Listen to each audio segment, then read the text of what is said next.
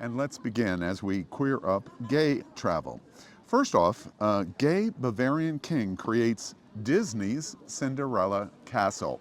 Now, you may never have heard of Neuschwanstein, but I guarantee all of you have seen Neuschwanstein before because it's the inspiration at Disneyland of Walt Disney's Sleeping Beauty Castle at Disneyland and Cinderella's Castle at the Magic Kingdom. Which is where I met you.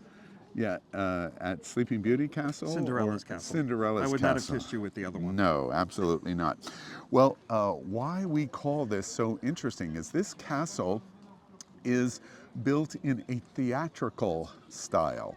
And what that means is the guy was really, really gay. Super gay. Super gay, and we're going to show you pictures of that. The castle was built approximately 2 hours from Munich.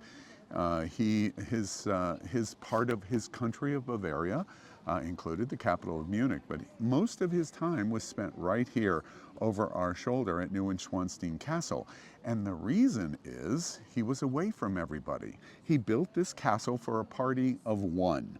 And he wanted to be very private about his experience here. And what do you think he wanted to be private about? I think he had a little boy toy that he liked to spend time with at this castle. And a very famous boy toy, the very famous composer Wagner.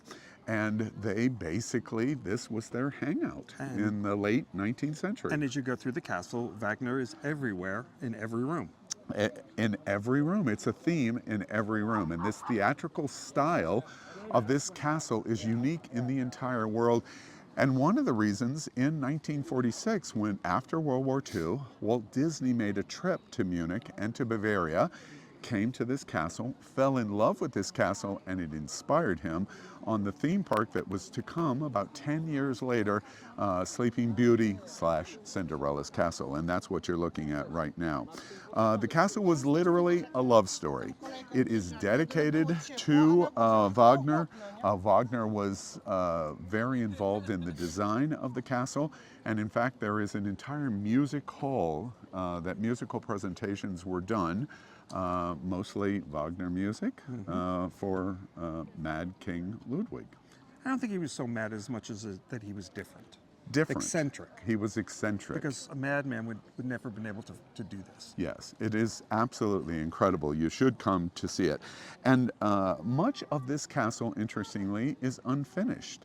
The castle was going to be about twice the size that it is, 1898.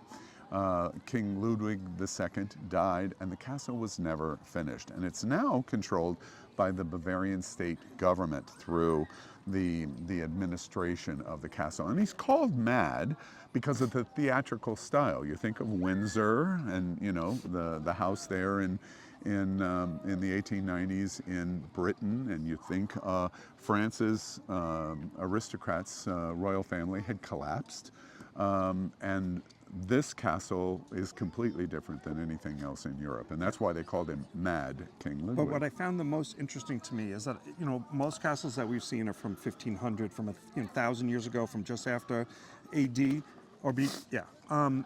But this looks modern. When you go inside, it looks modern. And then I started thinking, you know, the Titanic sank in like 1912, something like that. That was only like 30, 40 years after he passed. Yeah. So most of what was in here and some of the technology, like the running water. Was a precursor. Yes, they were able to get steam up into the rooms to heat them.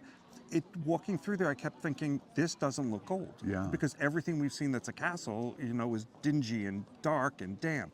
And this is completely different. This definitely looks like a stage. Yeah. One last excellent point. One last thought about Neuschwanstein.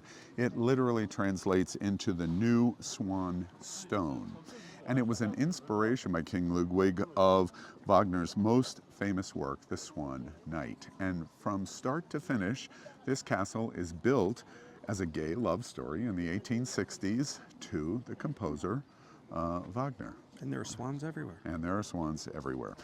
We encourage you all to come to Bavaria when you come to Munich. With good walking shoes. Yes. You must wear good walking shoes. Yes. This is not easy to get to. This is on top of a mountain, as you can see in the pictures that we're showing you. But it's quite beautiful. It is quite gay, and we encourage LGBT America to come here. Will it be as gay when we leave? I mean, really, think it will. You do? I think it will be. You must have left your mark somewhere. Yeah, exactly.